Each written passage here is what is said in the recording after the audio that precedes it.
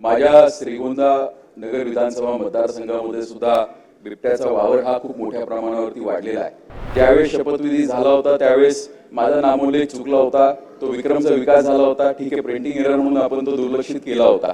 नागपूरला आमदार निवास अलॉटमेंट झाल्यानंतर ती अलॉटमेंट आमचे वडील आदरणीय बळवंतरावजी पाचपुते साहेब यांच्या नावावरती झाली होती। श्री विक्रम पाचपुते। धन्यवाद अध्यक्ष महोदय। आज मी आपण मला जी काही औचित्याचा मुद्दा मांडण्याची संधी दिली त्याबद्दल आपले आभार मानतो। माझ्या आधी बोलत असताना आमचे सहयोगी सदस्य आदरणीय कालिदासजी घाडगे पाटील यांनी काल आणि आज सत्यजितजी देशमुख साहेब यांनी बिबट्याचा वाढलेला जो काही त्रास त्यांच्या मतदारसंघात आहे याच्याबद्दल मांडणी केलेलीच आहे। माझ्या श्रीगोंदा नगर विधानसभा मतदारसंघामध्ये सुद्धा बिबट्याचा वावर हा खूप मोठ्या प्रमाणावरती वाढलेला आहे आणि जोपर्यंत शेतीचं नुकसान होत होतं, जोपर्यंत हे प्राण्यांचं नुकसान होतं तोपर्यंत मान्य होतं, पण आताच्या परिस्थितीमध्ये जनतेवरती लोकांवरती हल्ला व्हायला सुरू झालेला आहे। अध्यक्ष महोदय, वन खात्याचे अधिकारी हे सक्षमपणे काम करतात, पण हल्ला झाल्यानंतर अधिकारी त्या ठिकाणी पोहोचतात।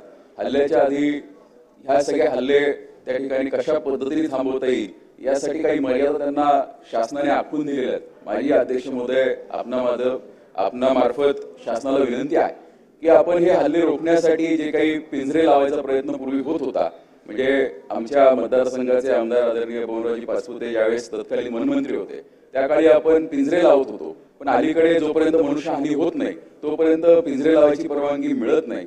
त्यामुळे जनतेमध्ये दहशतीचं वातावरण आहे आणि त्यातल्या त्यात आमचा भाग हा ऊस उत्पादक शेतकरी आहे आणि ऊसामध्ये बिबट्याचा वावर मोठ्या प्रमाणावर होतो आणि त्यांची प्रज्वलन सुद्धा या ऊसाच्या शेतीमध्ये होते।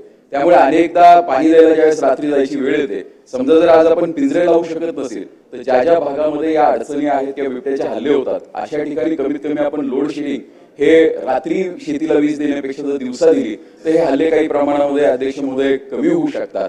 कारण हे हल्ले रोखण्यासाठी आम्ही तर प्रयत्न करतोय आणि वन खातेही तत्पर आहे, पण याच्यामध्ये काही अवेअरनेस प्रोग्राम आपल्याला काही घेता आले ज्याच्यामध्ये कशा पद्धतीने आपल्याला हे हल्ले थांबवता येतील।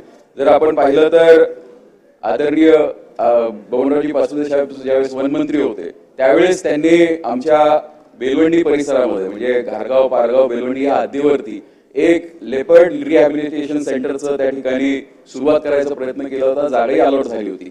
समजा जर ती जागा आपण घेऊन त्या ठिकाणी रिहॅबिलिटेशन सेंटर केलं आणि या बिबट्यांना त्या ठिकाणी ठेवण्याचा प्रयत्न केला तर ते सुद्धा वावरू शकतात आणि हा जो त्यांचा जनतेमध्ये किंवा सर्वसामान्य लोकवस्तीमध्ये जो बिबट्यांचा शिरकाव झालेला आहे हा आपण थांबवू शकतो। यासाठी काहीतरी प्रयत्न व्हावी ही आपणामार्फत माझी विनंती आहे। आणि अध्यक्ष आपला एक मिनिट घेतो, म्हणजे ज्यावेळेस शपथविधी झाला होता त्यावेळेस माझा नामोल्लेख चुकला होता, तो विक्रमचा विकास झाला होता, ठीक आहे, प्रिंटिंग एरर म्हणून आपण तो दुर्लक्षित केला होता, पण ज्यावेळेस आमदार निवास अलॉटमेंट झाली होती, म्हणजे नागपूरला आमदार निवास अलॉटमेंट झाल्यानंतर ती अलॉटमेंट आमचे वडील आदरणीय बळवंतरावजी पाचपुते साहेब यांच्या नावावरती झाली होती। तर याची कृपया आपण दखल घ्यावी, कारण ही प्रिंटिंग मिस्टेक म्हणा किंवा ही मिस्टेक दोनदा होते आणि आम्ही 288 सदस्य आहोत आणि या सदस्यांमध्ये म्हणजे ज्यांना आज हक्कभंग मांडण्याचा अधिकार आहे यांच्या नावात चूक होत असेल तर हे थोडं दुर्दैव आहे, आपण त्याची कृपया दखल घ्यावी। धन्यवाद।